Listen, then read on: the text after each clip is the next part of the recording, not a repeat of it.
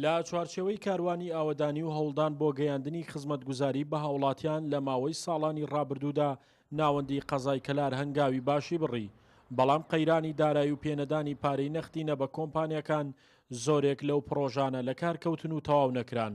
بەڵام لە 2 ساڵی ڕابردوودا جێگیری سەرۆکی حکوومەت با خەرجکردنی بڕەپارەی پێویست زۆرێک لەو پرۆژە ڕاگیراوانەی بەگەڕ خستەوە، پارەی بۆ پرۆژەی نوێش تەرخان کرد. لە کەلار ساڵانێکە پاڵاوگەی ئاوی کۆنی شارەکە لە کارکەوت بوو کە لە ساڵانی ڕابردوودا سەرچاوەی یەکەمی دابینکردنی ئاوی خاوێن بووە بۆ دانیشتوانی ئەم شارە، بەڵام نەبوونی بوجە بۆ نۆژەنکردنەوە ئەو پاڵاوگەی لە کار خست. دوای داواکاری فەرمانگەی ئاوی کەلاریش بۆ دابینکردنی بوجە و نۆژەنکردنەوەی ئەو پاڵاوگەیە جێگیری سەرۆکی حکوومەت بوجەی پێویستی بۆ پرۆژەیە تەرخان کرد و ئێستا کارکردن تێیدا دەستی پێ کردووەتەوە.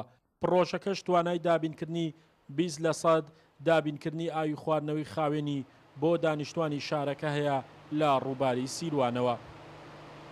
هەر لەو بوارەدا و بۆ چارەسەرکردنی کێشەکانی بەردەم پرۆسەی دابشکردنی ئاوی خاوێن تۆڕی ئاوی گەڕەکی فەرمانبەران بە بڕی 1 ملیار دینار نۆشن کرایەوە. ئێستا دانیشتوانی ئەو گەڕەکەش سوود لە ئاوی خاوێن وەردەگرن. پرۆژەیەکی تر درێژکردنەوەی بۆری سەرەکی پاڵاوگەی ئاوی کەلارە بۆ گەڕەکە جیاجیاکانی شارەکە. ئەم پرۆژەیەش بۆ تەواوکردنی 23 ملیۆن دیناری بۆ خەرج کراوە.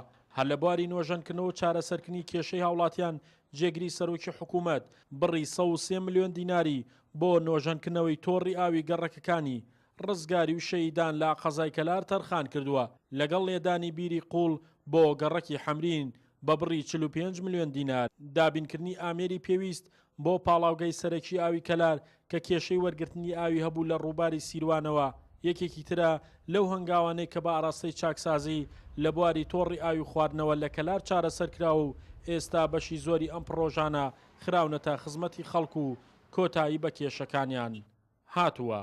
شاخەوان محەممەد، کورسات نیوز.